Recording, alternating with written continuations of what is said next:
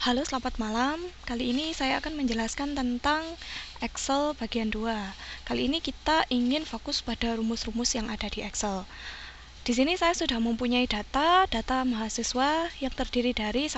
NIM mahasiswa, nomor induk mahasiswa, kemudian ada nama, usia, nomor HP, asal dari mahasiswa tersebut, asal daerah, misalnya ini ada Taipei sama Tainan, sama jenis status pembayaran. Jadi kalau misalnya dia sudah bayar, kita kasih lunas, sama kalau belum bayar ada statusnya belum. Kita akan melakukan 8 hal berikut sesuai dengan pertanyaan. Langsung saja ya. Pertama, berapakah jumlah mahasiswa yang sudah melunasi pembayaran? Bisa dilihat di sini bahwa berapakah jumlah. Berarti kan kita disuruh menghitung ya. Oke, jadi di sini kita di Excel punya fungsi yang namanya count. Count ini artinya menghitung. Nah, karena kita ingin menghitung dengan suatu kondisi, di sini kan kondisinya yang sudah lunas. Nah, kalau ada kondisi, kita menggunakan count if. Hitunglah jika. Jadi, hitunglah jika di dalam range ini kita blok, kemudian kita pakai koma, yang nilainya lunas. Petik ya, lunas. Kemudian kita tutup kurungnya dan enter.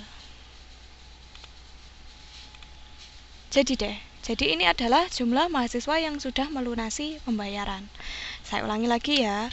Kita kan tadi ingin menghitung berapakah jumlah mahasiswa yang sudah melunasi pembayaran. Di sini kan ada keterangannya lunas belum. Nah, caranya kita hitung count, hitung if, hitung jika di dalam range ini, data kita ini yang nilainya lunas, yang tulisannya lunas itu ada berapa. Kemudian setelah kurung tutup kita enter.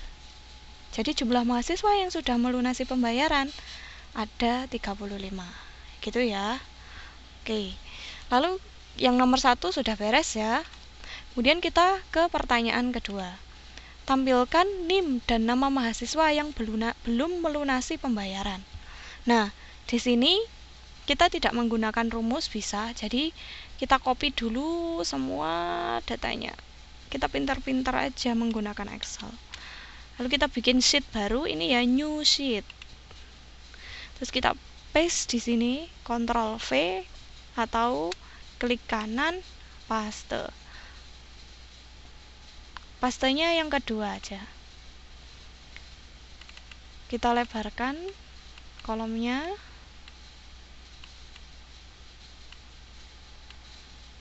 Biar bagus ya.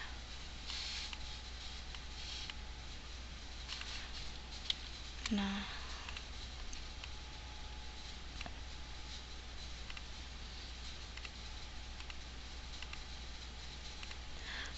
kita lihat pertanyaannya yang tadi. Apa sih yang dia minta? Tampilkan NIM dan nama mahasiswa yang belum melunasi pembayaran. Oke, di sini kan ada lunas, belum ya. Gimana kalau misalnya kita urutkan saja yang lunas sama belum? Jadi di sini kita kumpulkan lunas ada di atas, belum ada di bawah. Gimana caranya? Kita bisa lakukan dengan cara sorting. Jadi kita blok dulu dari lunas ini, bukan dari pembayaran ya, tapi dari lunas. Coba saya besarkan. Dari lunas, blok sampai ke bawah. Nah, di sini kan ada lunas, ada belum. Ini huruf awalnya L yang lunas, yang belum huruf awalnya B. Kalau dalam abjad L sama B itu kan duluan B, sedangkan kita pingin lunas ada di atas, harusnya L duluan. Berarti nanti kita sorting kebalik dari Z ke A. Jadi nanti lunas berada di atas. Klik sort Z to A. Nah, kalau ada pertanyaan ini maksudnya nanti kalau ini kita ganti posisinya, maka field yang lain, kolom-kolom yang lain juga ikut berganti sesuai dengan urutan ini. Kita klik aja ini, biarkan saja maksudnya tetap ini dicentang dan klik sort. Nah, yang lunas sudah di atas semua, ya toh, gampang kan? Coba saya ulang lagi ya. Kalau misalnya pengen membuat yang lunas ada di atas semua, kita klik yang bagian ini, kita blok sampai sini, pilih sort and filter dari Z ke A, expand the selection, oke. Nah, sudah keluar semua, sudah yang lunas sudah ada di atas. Gimana kalau misalnya kita pilih yang belumnya, yang di atas aja yang belum? Jadi kita sort A sampai Z. Oke, kayak gitu ya. Nah, kita kan pinginnya yang lunas yang ditampilkan, yang belum nggak usah. Jadi kita taruh yang lunas di atas, expose lah. Kemudian yang belum ini kita tinggal hapus saja. Di blok, kemudian klik delete. Tadi yang pengen ditampilkan apa? Nama dan NIM-nya saja kan, nama dan NIM. Yang lain bisa kita hapus. Delete. Klik kanan delete. Nah, jadi ini nama, NIM, ini sudah lunas. Bisa kan ya? Ya, sebentar, ini ada chat. Tidak jadi Mas Nugi. Oke, pertanyaan kedua sudah bisa ya. Berarti ini jawaban 2. Ini jawaban 1. Nomor 2 sudah bisa. Lalu nomor 3, urutkan daftar mahasiswa tersebut berdasarkan nama A sampai Z.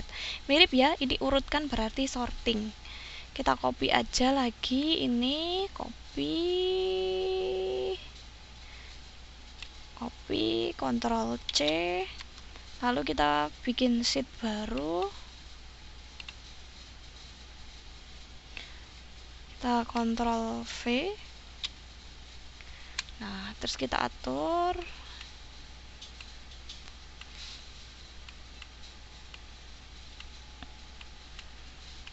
Nah, pertemuan lalu saya belum menjelaskan ya gimana cara mengatur tingginya row ini. Jadi ini sebenarnya bisa diperlebar kayak gini, bisa dipersempit kayak gini. Nah, gimana caranya? Ini kan kalau misalnya mau membuat ini jadi lebih sempit, harus satu-satu kan. Gimana biar nggak satu-satu? Kita blok aja semua sampai sini, di blok. Lalu klik di sini sampai muncul panah seperti ini ya. Lalu row height setting 15, standarnya 15. Oke, sudah jadi. Lalu kita lihat tadi pertanyaannya apa sih? Cek lagi. Urutkan daftar mahasiswa tersebut berdasarkan nama dari A sampai Z. Berarti ini kita urutkan. Ini kan habis D, F, M, T, ini A. Nggak urutkan, kita maunya A yang ada di atas, dari Anis dulu atau Ari dulu. Jadi kita blok namanya sampai terakhir. Ingat ya, blok ini bukan dari nama tapi mulai dari data namanya, bukan dari heading nama. Klik sort and filter, sort A sampai Z. Expand the selection, sort. Jadi deh, selesai. Jadi kalau misalnya kita pengen ngurutkan tinggal seperti ini. Lalu misal kita pengen urutkan mahasiswa ini berdasarkan yang paling tua. Berarti kan tua itu dari usia ya. Berarti tinggal klik usia, ini di blok sampai bawah, terus kita pilih sort. Smallest to largest, berarti smallest itu kan paling kecil ya. Berarti umur paling muda. Keliru, kita kan pengen mengurutkan dari yang paling tua ke yang paling muda. Kita klik yang largest to smallest, jadi yang paling besar ke yang paling kecil. Klik ini, expand the selection, klik sort. Oke, jadi deh, ini yang paling tua. Kayak gitu. Saya balikin lagi ya. Tadi kita urutkan dia berdasarkan abjad. Yang umur tadi contoh lain aja. Sort A sampai Z. Oke, jadi deh. Pertanyaan 3 sudah selesai. Rename jawaban 3. Lalu Ini, berapakah jumlah mahasiswa yang berasal dari Tainan? Pertanyaan ini mirip kan ya dengan nomor 1 ya. Ini, berapakah jumlah mahasiswa yang sudah melunasi pembayaran? Ini kita menghitung jika dia sudah lunas. Dan ini, berapa jumlah mahasiswa yang berasal dari Tainan? Berarti kita menghitung yang ada kondisinya. Kita pakai rumus yang sama. Kita ketikkan ini jawaban 4. Kita tadi pakai fungsi apa? Count if. Count, hitunglah jika dalam range. Ini kan asal ya, berarti kita pilih yang ini asal.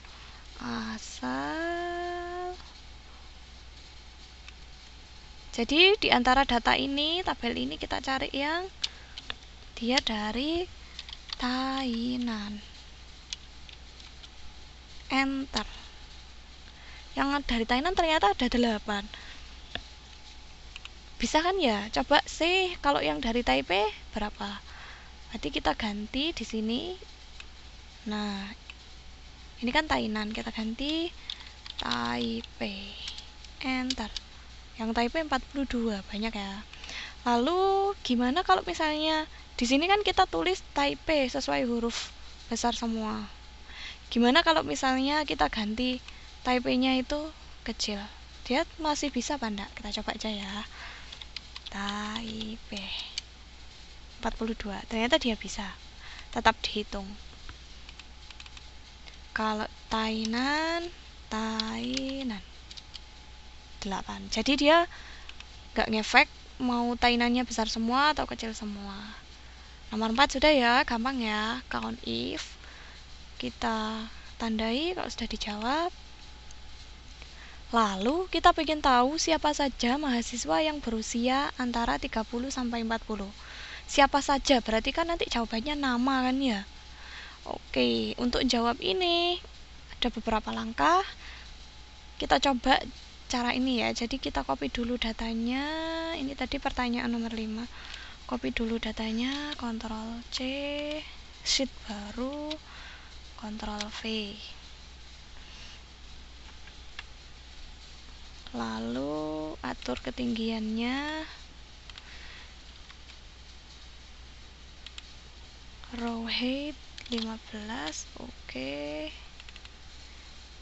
Klik 2 kali ini untuk sesuai lebar kolom. Oke ya, bisa. Lalu kita kan pengen menampilkan mahasiswa yang usianya antara 30 sampai 40. Berarti kita tandai dulu ya siapa yang usianya antara 30 sampai 40.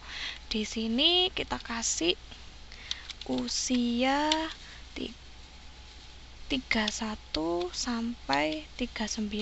Kan kalau misalnya 30 antara 30,